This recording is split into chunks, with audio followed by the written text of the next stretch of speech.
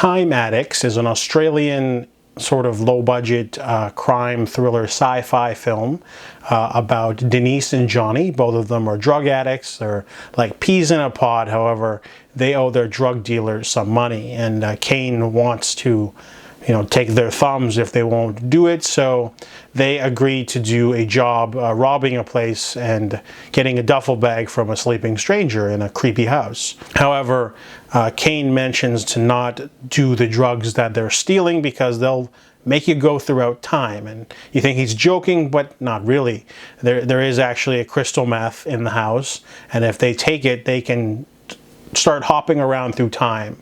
So first Johnny takes some because he's an addict, and then he ends up somewhere else.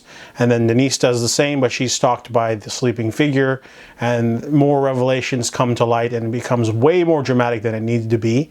This movie goes for broke. It totally didn't need to do this. This could have been a weird sort of time hopping sort of just weird little film about drug addiction mixed with time travel. But they go in some lower depths in here and definitely introduce some weird elements and some really strange twists and curveballs. But overall, it's still an interesting mix of drama and sci-fi. Didn't completely fall in love with it, but it definitely takes risks, and I'll give it some points for that. It's a very ambitious, weird little film that reminded me of others like Timecrimes or Coherence, where you don't have much to go on in terms of budget, but you can play around with the characters.